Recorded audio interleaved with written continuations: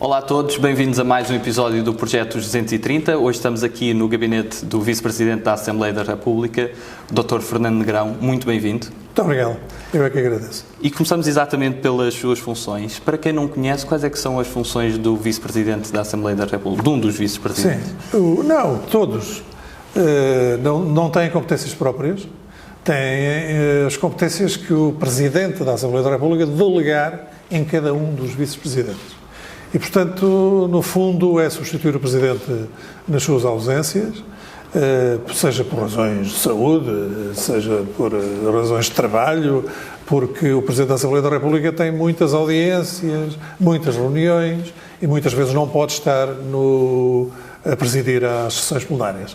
E, portanto, substituir o Presidente nessas circunstâncias e, muitas vezes, substituir o Presidente também na papelada, na burocracia e, igualmente, receber pessoas, instituições, seja o que for. O Sr. Deputado nasceu em Angola e viveu lá até aos 5 anos, antes de vir para o continente, para a capital, Lisboa. Como é que foi crescer em Angola, nesse período que ainda não haveria guerra? Sabe que crescer em Angola até aos 5 anos é uma coisa cujas memórias quase não existem. Eu tenho 2 apontamentos relativamente à minha vida até aos 5 anos e uma delas nem sequer é em Angola, é na viagem de regresso de Angola. Portanto, o que eu lhe direi é que aquilo que sei é aquilo que os meus pais me contaram. Porque eu regressei de Angola com os meus irmãos e a minha mãe 2 meses antes de rebentar a guerra no norte de Angola. E, portanto, tinha 5 anos, ainda não tinha 5 anos, e, portanto, as memórias quase não existem. E o que se lembra dessa infância já em Lisboa, nos anos 60? Sim, isso recordo-me, se não foi a primeira noite, foi a segunda. Estar a dormir num quarto com persianas, enfim, meio fechadas, naquelas linhas que ficam sempre abertas nas persianas, e de ver a luz entrar e eu ouvir uma barulheira enorme, que para mim era uma coisa perfeitamente anormal, dos elétricos, dos carros. Suponho que nessa noite me devo ter deitado cedo, como uma criança de 5 anos normalmente se deita. Portanto, essa é a primeira memória que eu tenho de Lisboa. E depois, mais tarde, decide estudar Direito. Qual foi a razão que o levou a seguir Direito? Sabe, o Direito é sempre uma tentação por causa da justiça. Não é? Quem tem sentido de justiça tem que escolher o que é que eu vou escolher para poder ser justo e para tornar o mundo em que vivemos mais justo. E isto é bom ter esta consciência quando se tem 20 anos, quando se tem 19, quando se tem 18, e é bom mantê-lo até o fim da vida, não é? E, portanto, eu diria que essa foi, de facto, a razão principal. Um sentido de justiça e a vontade de tornar a sociedade em que vivemos mais justa. E estudou numa faculdade muito ativa politicamente. O que sente e o que se recorda desse período, assim, do pós-25 de Abril, em que haveria um maior fervor também no seio da academia? Não, eu recordo-me de uma enorme balbúrdia. Não, era o que era a Faculdade de Direito logo a seguir ao 25 de Abril, não é? Em que foram saneados os melhores professores de alto gabarito, não é? Alguns mais polémicos que outros, obviamente, e foram substituídos por gente sem qualidade absolutamente nenhuma, que dava umas aulas e que nos entretinha e dizia que a faculdade estava aberta. Mas no meio dessas pessoas sem qualidade nenhuma, surgiam sempre 2 ou 3 em cada uma das cadeiras, ou em cada uma das grandes áreas da faculdade com qualidade e que hoje são professores e são professores de grande qualidade. E chegaram a haver dispensas administrativas nessa altura? Não, nessa altura não houve dispensas administrativas, mas, por exemplo, lembro-me bem de ter passado uma manhã inteira no anfiteatro número 1, à espera que viesse o Copcon que nos ia distribuir armas. Portanto, isto diz tudo do que era o ambiente da faculdade, não é? E aquilo terminou como? Terminou com os alunos, nós, a partirmos os vidros, eu presumo que o crime já tenha prescrito, não é? A partirmos os vidros do anfiteatro 1, aqueles lá em cima, e a saltarmos cá para baixo. De uma maneira ou de outra, arranjámos maneira de sair do anfiteatro e de nem sequer, felizmente, termos visto o Copcon, que sei que, entretanto, apareceu com as armas para serem distribuídas aos alunos. E havia espaço para ser moderado nesses tempos? Não havia espaço para grandes moderações. Não. Havia, de facto, uma clivagem muito grande. E depois de estudar Direito, qual é o percurso que lhe segue imediatamente? Não, depois de estudar Direito, eu tinha tudo preparado para ir fazer os estágios da advocacia e para começar a fazer a advocacia, que era essa a minha vida. Portanto, estava a tratar disso e um dia chego a casa e vejo em cima da secretária onde normalmente trabalhava e estudava um papel dos Correios. E esse papel tinha lá escrito que eu tinha que me apresentar 3 meses depois na base aérea na base aérea da OTA, não é?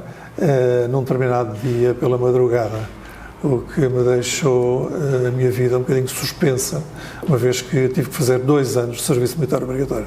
E foi dos poucos do seu curso a ser chamado? Sim, devemos ter sido, do meu curso devemos ter sido 3 ou 4. E ainda hoje, com 65 anos, no ano 2020, eu estou à espera de perceber porque é que eu fui um dos chamados. Não faço ideia, não é? E o que retira dos valores militares? O que lhe ensinaram? Não, os valores militares são muito importantes. Voltei a ter contacto com a bandeira, voltei a ter contacto com o hino, no fundo voltei a ter contacto com os valores do patriotismo, o que foi uma coisa importante. Eu tive-os porque fiz antes do 25 de Abril, muito antes, a instrução primária, onde nós cantávamos o hino e conhecíamos a bandeira e conhecíamos os símbolos da bandeira e o respectivo significado. Mas depois, nos anos posteriores, tudo isso foi passando e fomos esquecendo isso. E, portanto, foi uma espécie de reencontro com esses valores no serviço militar obrigatório. E faz sentido regressar ao serviço militar obrigatório? Faz todo o sentido regressar ao serviço militar obrigatório. E depois, em funções que teve mais à frente, foi também diretor-geral da Polícia Judiciária. Qual é que é o grande desafio de um tipo de função como esta numa instituição tão importante? O grande desafio de um diretor é saber criar as condições para que as investigações prossigam da melhor forma possível.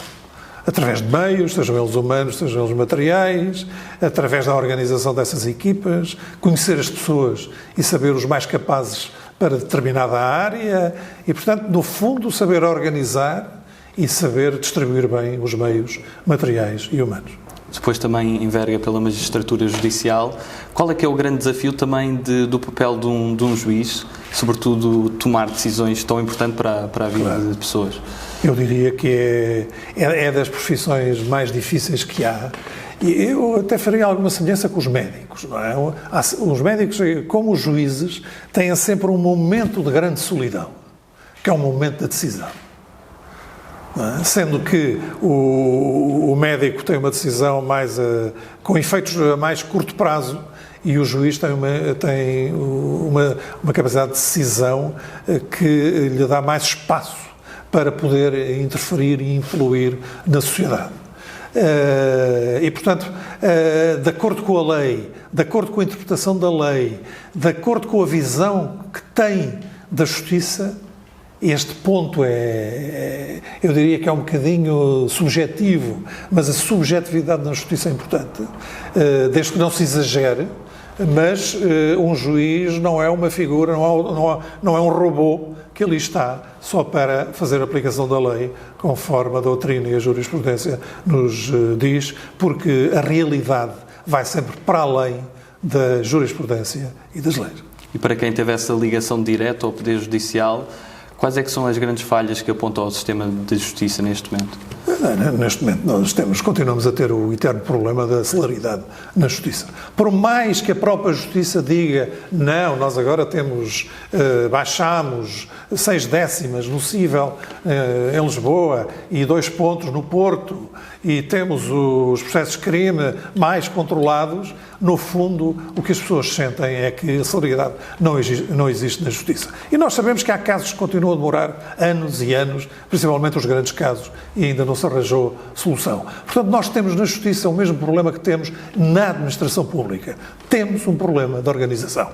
Nós temos tantos ou mais juízes que a média da União Europeia. Nós temos tantos ou mais juízes que os países da União Europeia que mais juízes têm. Portanto, agora nós, e procuradores também do Ministério Público, não é? E depois nós perguntamos se isto é assim, o que é que está a passar? Alguma coisa está a passar. E é o eterno problema da organização, dos serviços e da gestão dos recursos humanos. Não é só na justiça. É um problema de toda a administração pública portuguesa.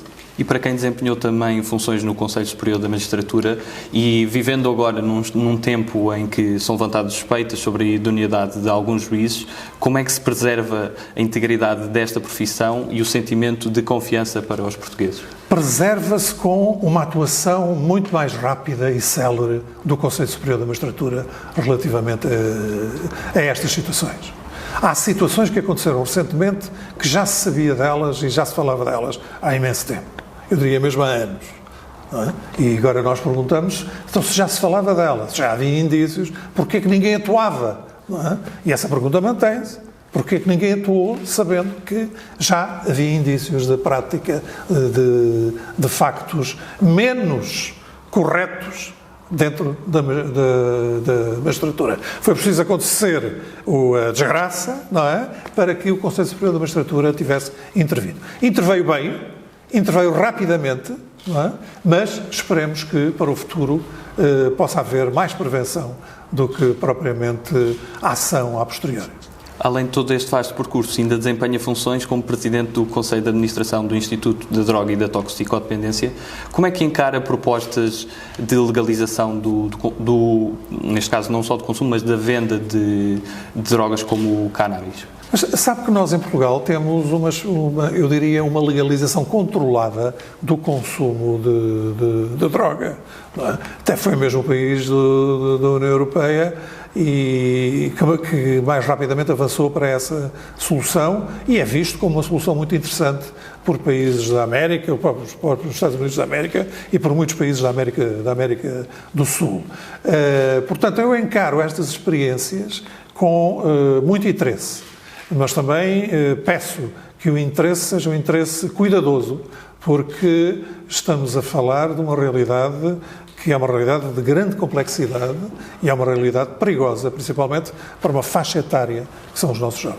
E como é que se combate toda essa questão do tráfico de estupefacientes? Será com a legalização de drogas mais leves e a sua venda, ou será através de mais meios para uma polícia judiciária e mais meios de combate? Naturalmente que mais meios é sempre importante, mas com a ressalva de que esses mais meios têm que ser bem geridos, que é para não continuarmos eternamente a dizer que há falta de meios, porque o problema é sempre um problema de gestão dos meios humanos e dos meios materiais. Mais meios para a Polícia Judiciária, principalmente mais meios humanos, sem dúvida nenhuma. Mas depois temos que meter a saúde nisto como já está. E a saúde nisto é fundamental para o tratamento e também para a prevenção, com a ajuda e o apoio da educação. E teve também duas experiências de eleições autárquicas, em 2005 a concorrer à Câmara de Setúbal e em 2007 nas intercalares a concorrer à Câmara de Lisboa. O que recorda dessas duas eleições e houve assim alguma que lhe despertou mais interesse pelo seu desafio? Despertaram um enorme interesse as duas, porque veja, Setúbal é uma área em que o Partido Comunista naquela altura dominava completamente. Desde a Almada até ao fim do Alentejo, esta zona do país era dominada pelo Partido Comunista nas eleições autárquicas e também nas legislativas, principalmente no que diz respeito ao Alentejo. Setúbal era também dominada na autarquia e ainda é pelo Partido Comunista Português. E, portanto, foi um desafio muito interessante. Foi um desafio de explicar às pessoas que existe alternativa e que as alternativas são fundamentais em democracia. E eu confesso-lhe que falei com muita gente que achava que o Partido Comunista existia, governava a Câmara, governava a cidade e que não era preciso nem sequer eleições. Não é? Havia um bocadinho esta mentalidade que espero que já não exista. Não é? Mas, portanto, nesse aspecto, no aspecto da pedagogia democrática e no aspecto do desafio político, foi muito interessante e deixe-me dizer-lhe que tive um resultado em Setúbal como nunca ninguém teve do PSD ou do CDS, ou seja, do centro-direita naquela zona do país. E tendo Setúbal recursos naturais tão magníficos e únicos, e se calhar até melhor ou de uma forma diferente que Lisboa, e estando tão perto também da capital, como é que se percebe que uma cidade como Setúbal não tem tanta qualidade de vida?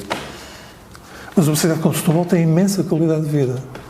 Porque basta olharmos para a Rábida, basta olharmos para as praias da Arrábida, Figueirinha, Galapos, Galapinhos, o Portinho da Arrábida, a Praia dos Coelhos, e depois olharmos em frente a Setúbal e temos a Troia, num barco que em 15 minutos está na praia, só é pena serem tão caros, o que impossibilita muitas famílias de Setúbal a irem à praia, quando Setúbal, a Troia foi sempre considerada como a praia de Setúbal. Os setubalenses tinham a Troia como a sua praia, quando a Troia pertence aos concelhos de Alcázar do Sal e de Grândola. Mas os setubalenses sempre acharam que a praia deles era a Troia. Agora não podem lá ir, porque é muito caro ir a Troia. Mas tirando de lado a natureza e toda a paisagem característica de Setúbal, em termos de condições sociais ainda é uma cidade muito precária, comparado com outras cidades do nosso país, e em que o nível de vida, em termos também económicos, é mais baixo. O que é que faltou durante muito tempo para que a cidade se desenvolvesse mais? Não, faltou uma visão para a cidade. Nunca houve uma visão para a cidade de Setúbal, nem para o concelho de Setúbal. E isso foi o que faltou durante todos estes anos em Setúbal. Foi também recentemente líder do grupo parlamentar do PSD. Como é que se gera um grupo parlamentar tão grande? É certamente mais desafiante do que partidos mais pequenos, claro. Mas como é que se gera e quais é que são as principais funções de um líder parlamentar? Sim, o líder parlamentar pode fazer duas coisas. Como tem uma direção, com vários membros, pode delegar as competências dos vice-presidentes da bancada parlamentar e definir uma estratégia. Define a estratégia e discute com os vice-presidentes e pode chegar às 11 e sair às 5 da tarde. Não é? Ou então fazer o contrário, que é chegar mais cedo que todos e sair mais tarde que todos. E estar sempre a par daquilo que vai acontecendo no grupo parlamentar, falando com todos os deputados, organizando os trabalhos, vendo quais são os mais preparados para intervir em cada uma das áreas e, naturalmente, tudo isto obedecendo a uma estratégia que é definida pela direção do partido e que o grupo parlamentar adere, naturalmente, com sentido crítico e definida que está a fazer isso. E, no fundo, o trabalho parlamentar é o meio para chegar ao objetivo definido pela estratégia que a direção do partido construiu. E o Sr. Deputado também tem duas experiências governativas, em dois ministérios diferentes, mas em duas situações que o decurso normal desses mandatos não acabou por ser normal. Na altura, o primeiro com o governo de Santana Lopes e falando também do governo mais efêmero de Passos Coelho. O que sente que faltou e o que gostaria de ter realizado nestes ministérios? Sim, olha, na Segurança Social eu gostaria muito de ter contribuído para que a vossa geração tivesse acesso pleno ao sistema de segurança social, principalmente no que diz respeito às reformas. Porque nós não vemos ninguém neste país que governa preocupado com isso. O que é inacreditável. Porque os jovens hoje correm o risco de chegar aos 70 anos, aos 68, 69, 70, 71 e poderem ou não ter reformas ou ter reformas miseráveis. E, portanto, este é um investimento que tinha a ser feito e era uma das minhas prioridades.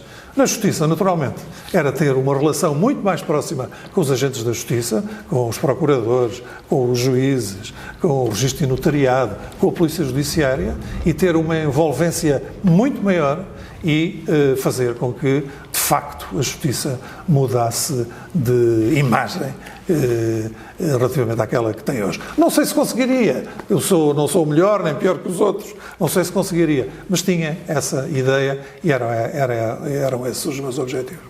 Hoje vivemos também numa era de maior desinformação e o Sr. Deputado também já foi alvo de falsas notícias, sim, algo que acontece cada vez mais recorrentemente, nomeadamente quando foi o caso do Family Gate, chamado Family Gate, foi acusado de ter um dos seus filhos, claro, e depois no governo, neste caso assessor do Ministério da Justiça, e depois foi comprovado até pelo polígrafo que essa informação era errada.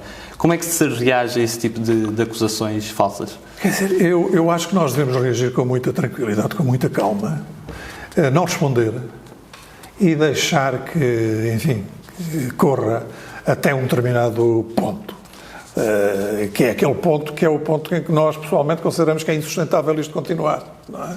Felizmente, a própria comunicação social reagiu, E nós tivemos a iniciativa do polígrafo, no sentido de desmentir de uma vez, não é, que eu tivesse um terceiro filho, porque só tenho dois, não é, que para mais era informático, não tenho nenhum filho informático, e que trabalhava no Ministério da Justiça, e os meus dois filhos, nenhum deles trabalha no país. Não é? Terminamos assim a primeira parte e avançamos desde já para uma parte mais dinâmica, Muito com bem. respostas ainda mais Mas mais a primeira curtas foi e mais dinâmica. diretas. A primeira foi dinâmica. Mas esta costumamos apelidar de perguntas de verão quente, de 1975, porque são perguntas também mais diretas, mas inofensivas, obviamente. Qual é que foi a decisão mais difícil que teve que tomar na sua vida? A decisão mais difícil que tive que tomar na minha vida. Há dois tipos de decisões difíceis na vida. Há aquelas que tomamos por gosto, embora com um enorme sentido de responsabilidade, foi de ser pai.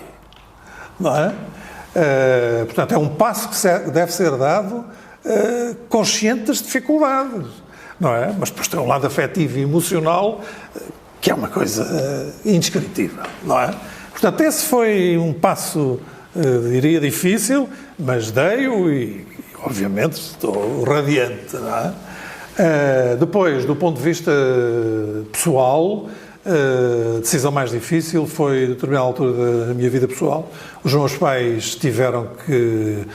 O meu pai teve que ir trabalhar para fora do país e pôs-se o problema de a mãe acompanhar com os filhos ou a mãe acompanhar sozinha. E os pais fizeram, quer dizer, deram aos filhos a possibilidade de escolherem. E eu era mais velho, e sou o mais velho, e foi muito difícil tomar essa decisão de ficarmos cá e os pais irem. E quem é que foi o melhor Presidente da República, na sua opinião, que Portugal já teve? Que Portugal já teve, estamos a falar naturalmente da democracia, não é? E o melhor, naturalmente, todos os presidentes, ou quase todos os presidentes, tiveram historicamente grande importância, não é? Mas eu diria que me identifico muito e acho que o professor Marcelo Rebelo de Sousa foi e é um grande Presidente da República. E foi aluno do professor Marcelo Rebelo de Sousa também. Sim. O que falta ao PSD neste momento para crescer mais eleitoralmente? O que falta ao PSD é, neste momento, as pessoas de uma vez por todas perceberem que a Troika foi uma inevitabilidade. E foi uma inevitabilidade decorrente de uma governação à esquerda descuidada, incompetente e megalómana. E os portugueses já estão a perceber isto. E têm receio, ainda por cima com a pandemia, de podermos chegar a uma nova situação destas. Não estou a dizer que vão chamar o PSD só porque é bom nas crises. Não é isso. Mas o PSD tem muito mais capacidade governativa, tem um sentido de justiça muito maior e é muito mais operacional na governação do que a esquerda. A esquerda é muito panfletária. A esquerda governa muito, e isso vê-se nos debates na Assembleia da República, através de discursos grandiloquentes, grandes discursos, grandes definições de estratégias. O PSD é mais olhando para as pessoas, vendo quais são os seus problemas e resolvendo esses problemas. Passamos agora para perguntas de escolha, e a primeira escolha que eu lhe proponho é entre Fernão Magalhães e Fernão Lopes. Da Fernão Magalhães. Humildade ou ambição? Humildade. Miyakoto ou Walter Ugumem? Miyakoto. Cães ou gatos? Cães. Serra da Estrela ou labrador? É engraçado, eu tenho Serra da Estrela e já tive labradores. É tão difícil para mim que já tive... mas agora tenho um Serra da Estrela. Centro-direita ou centro-esquerda? Centro-direita. Moderado ou ponderado? Ponderado. Chutos ou Rui Veloso? Rui Veloso. Impostos ou taxas? Impostos. Ramalhianos ou Cavaco Silva? Cavaco Silva. Poder Executivo, Judicial ou Legislativo? Poder Executivo. O que é que não devemos julgar? Não devemos julgar moralmente a conduta das outras pessoas. Bobby Kennedy ou JFK? JFK. Sagres ou Superboc? Superboc. Trump ou Biden? Biden. Sem dúvidas nenhuma. Liberal ou conservador? Conservador. Firmeza ou adaptabilidade? Adaptabilidade. Cisa Vieira ou Souto Moura? Cisa Vieira é o pai, não é? Souto Moura é um irmão. Cisa Vieira. Prevenção ou retribuição? Prevenção. Hermano José ou Raul Solnado? Raul Solnado, com todo o respeito por Hermano José. Campo ou cidade? Campo. Sonho ou realidade? Realidade. Eixo do mal ou governo sombra? Governo Sombra. Éder ou Salvador Sobral? Salvador Sobral. Responsabilidade ou lealdade? Responsabilidade. 230 ou 180? 180. Tem alguma figura histórica que o inspire? Foram Magalhães. E quem é que é aquela pessoa que nunca almoçou e gostaria de almoçar? Há várias. Não é? Se pudesse escolher uma. Do panorama nacional ou internacional? Do panorama nacional.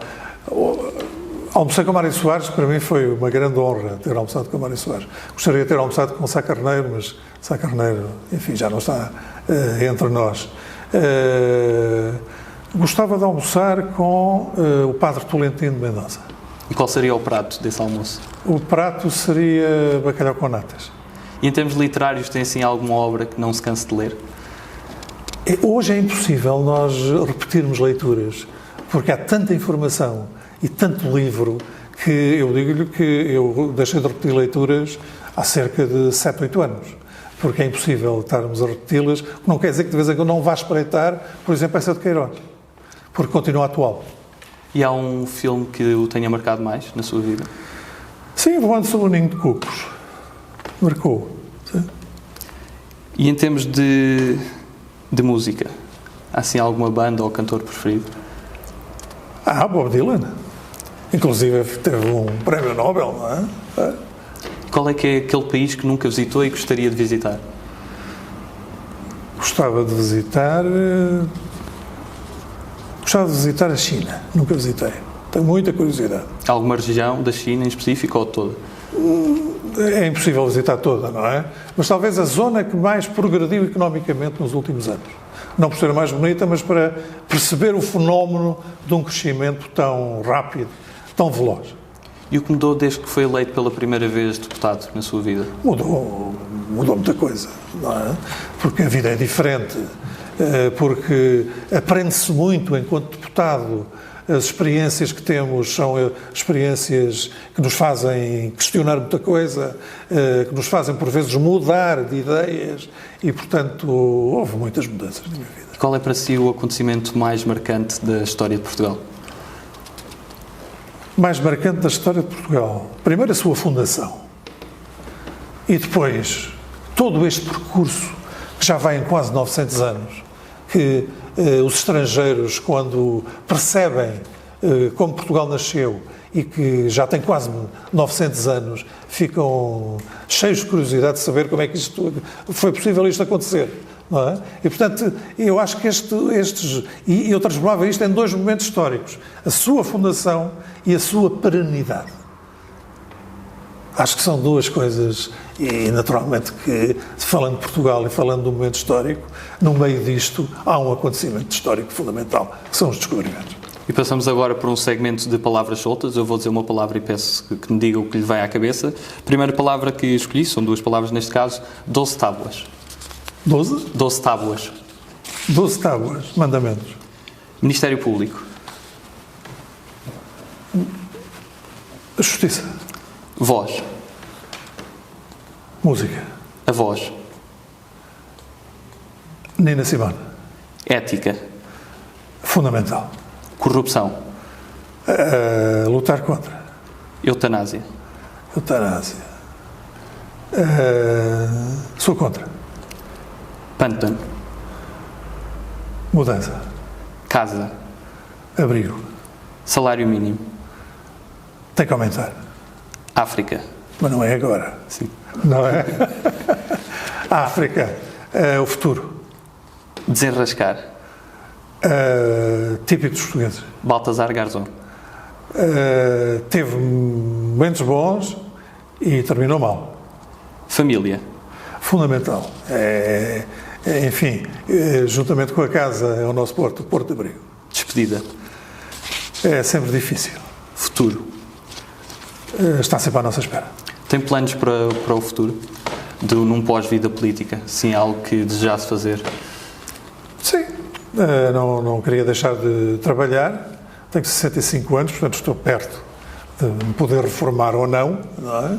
Mas gostava de fazer a advocacia que nunca fiz e como no início da nossa conversa, não é? Era essa a minha ideia quando terminei o curso de Direito.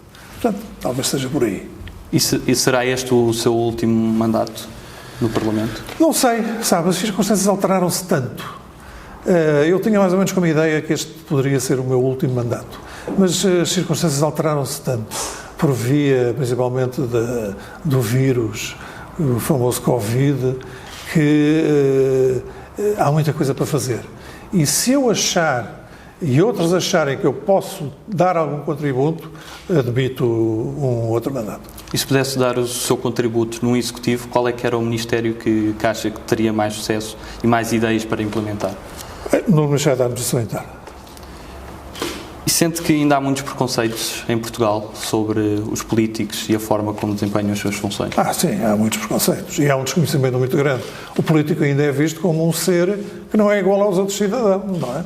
E nós somos perfeitamente iguais aos outros cidadãos, cada um na sua casa, cada um na sua profissão, deslocamos de casa para o seu local de trabalho, temos os nossos filhos, temos os nossos netos, temos a nossa família, os nossos amigos e, portanto, é uma vida igual à dos portugueses, não é? Com a responsabilidade acrescida, que é a responsabilidade de estarmos atentos a todos os outros portugueses e aos problemas que eles têm. E há também razões para desconfiança? Claro que há. Há sempre razões para desconfiança. Não é? Não direi que é só nos políticos que acontecem coisas menos boas, mas os políticos têm uma responsabilidade acrescida, como dizia há pouco, e, portanto, tudo o que aconteça, por exemplo, no campo da corrupção na política, é mau para a política, é mau para o país. E como é que se pode aproximar mais os eleitos dos eleitores? Temos que ter mais iniciativas de aproximação. A Assembleia da República tem muitos, designadamente com os jovens. Os deputados vão muito a escolas, falamos com muita gente, mas principalmente temos que apostar na educação. E quando eu digo que temos que apostar na educação, é no sentido de dar um conhecimento daquilo que é a realidade nacional e o que é a realidade política a todos os portugueses.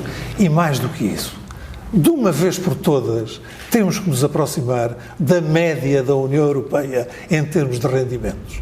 E eu falo em termos de rendimentos porque quanto maior for o rendimento, maior é a necessidade de mais formação, mais cultura.